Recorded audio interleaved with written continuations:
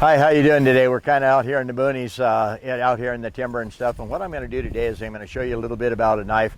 And that would be this knife right here. And this is an old hickory knife. It's made by Ontario Knife. It's a 14-inch blade. A lot of people on my table look at it and they'll say, oh, a machete. No, it's not a machete at all. Approximately 109 years ago is when they started making this type of a knife by Ontario Knife. And I'll actually turn it around here and maybe we can get a little shot where it actually says Ontario Knife on it. So that Ontario Knife, that design and company's been around for about 109 years. It took me a while and I found this knife right here, and that's the biggest house butcher knife I think you'll ever see. And so what I did is I took some time, sharpened it up, and I made it sharp enough that we can actually cut paper like this out there, clear out to the tip, okay, or on the body of the blade that cuts like this.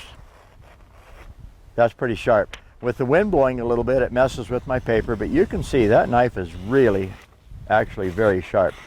If you just keep teasing it right out to the tip like that, there, that's sharp. So what I'm going to do now is I showed you the knife, I cut some paper, we're going to go over and we're going to chop off a couple of pieces of wood.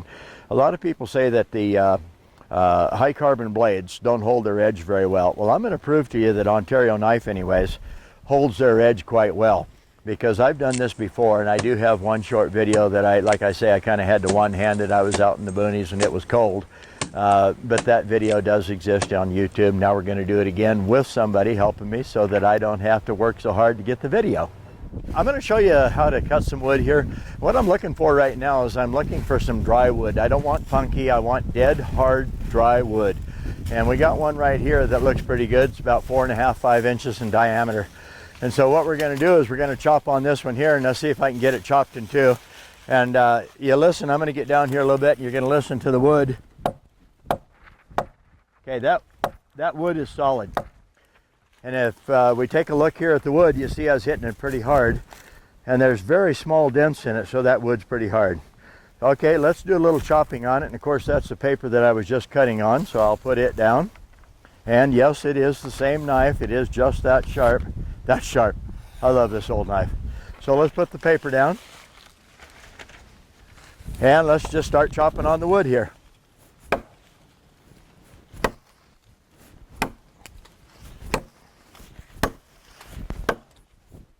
You can hear it's solid and the pieces and chips are flying.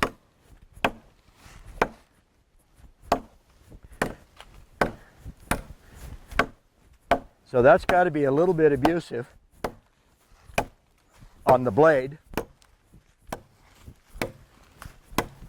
Whew. Some of them pieces are pretty good size. You got to hit a moving target. Would you imagine taking your butcher knife out and chopping a log in two? And that is good hard wood. I started out a little bit too narrow, so I got to widen it a little bit.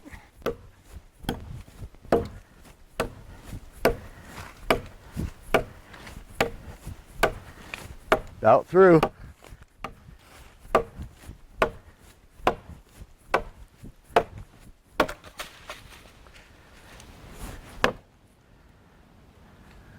Won't say.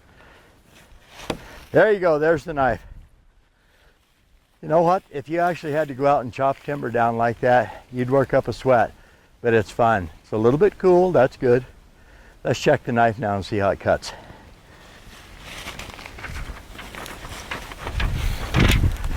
Okay, like I say, the wind raises a little bit of cane with the paper. I swear to God, that is hard steel. Because I don't care where I go across that paper. It bent the paper a little. That's sharp.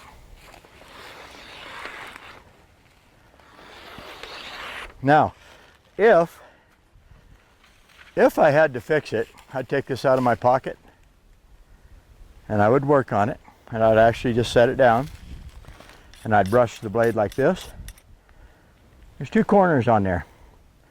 One right there and one right there. They're just 90-degree corners. If you take a board and run it through a table saw, you're going to have two 90-degree corners, just like this does. I touch the 90-degree corner to the blade, and I come back here, and I brush the blade. I can go back this way, or that way, and I'll speed it up a little bit, and we'll get into real time, just like that. I don't press more than about 3 to 4 ounces of pressure. Come right on out, turn, drop it right down off the tip, come back this way towards me, out away from me towards the tip, from the tip back towards the handle, slide the knife to the sharpener, and now just take it right back out, turn the knife over, brush this side like this, work on the tip of the blade like that, come right on around, and all I got to do is start brushing just like that. Now, if the knife was really dull, it would probably take me 20 minutes to fix a knife like that. But because it's not very dull, as you've seen with the paper, 30, 40 seconds, and you got a tune-up. Now I'm going to get my paper off the ground over there. We are out in the boonies doing a on-location shoot here. Voila. That's crazy sharp. Right out to the tip. Like that, right there. That is just fun. You know what? On some of the other videos, they asked me why I wasn't cutting copier paper or something tough. I was cutting newspaper. Well, today we're using copier paper. Part of the reason I always use a really thin paper, if your knife isn't crazy sharp, it'll bend the paper, it'll push it out of the way, it'll tear, it'll do something, but it won't cut it. It's really tough to slice paper, especially if you're literally going to just take the knife, set it on there, and slide it through the paper. I am not cutting this way. Once I get it set, I just slide it through the paper. That's a sharp knife. Well, the best place to get that is at SharpensBEST.com. SharpensBEST.com. It's a new website. We're building it. It's coming along, and it's going to become your favorite. Why? Because we're going to put a lot of travel shots on there and a lot of fun stuff, and just things that's going to make you want to go to the site to look to see what we've done next.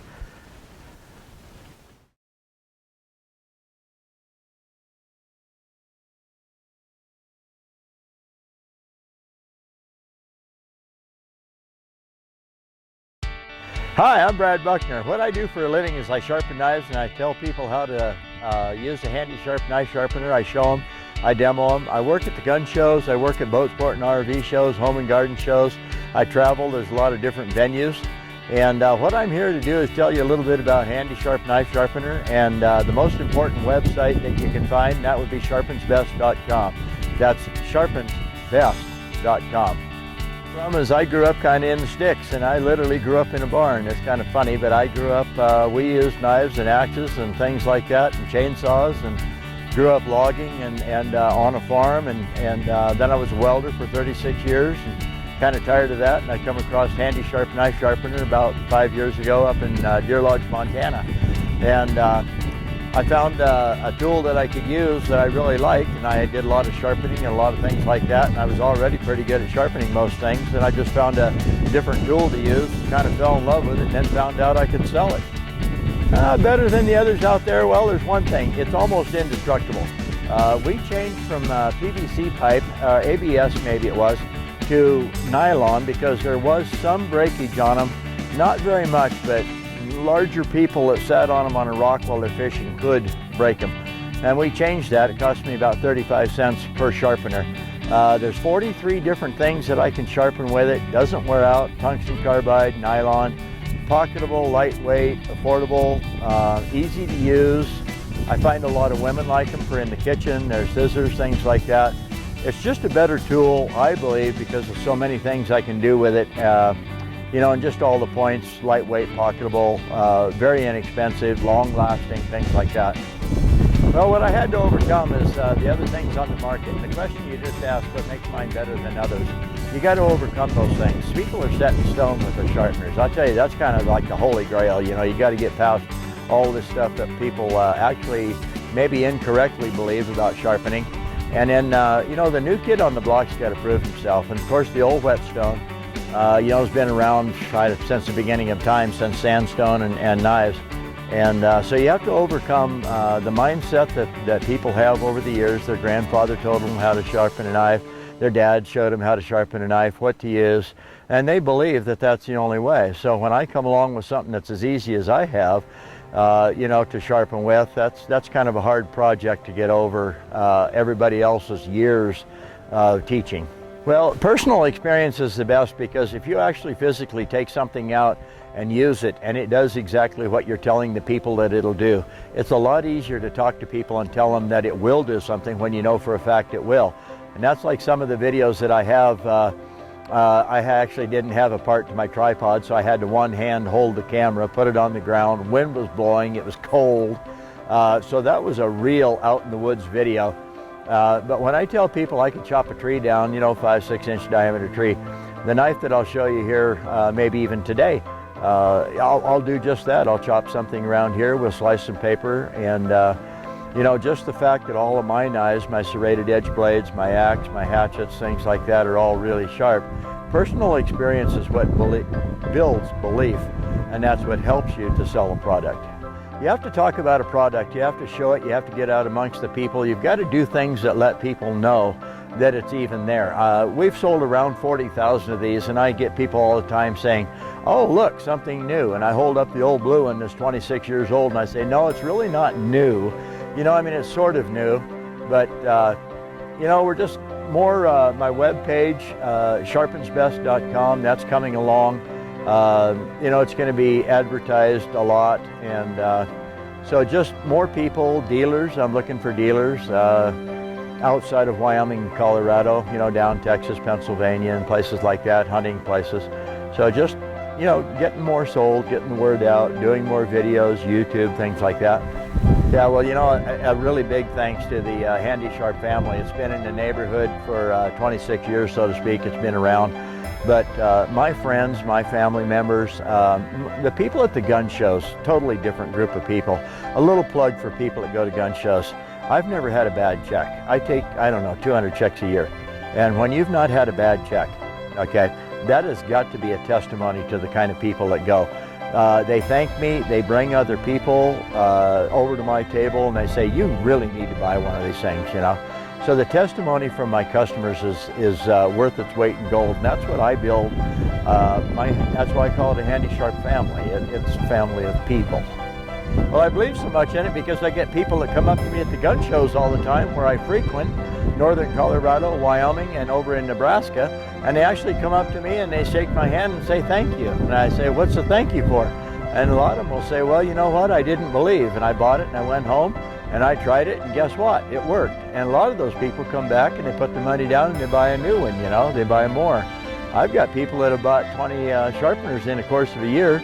They give them to their family members, they give them away at Christmas, and they give them to their friends. And if you'll give a tool of some sort to your friends, then I would imagine you have good faith in that tool. And that's what really gives me heart to sell these sharpeners. They work.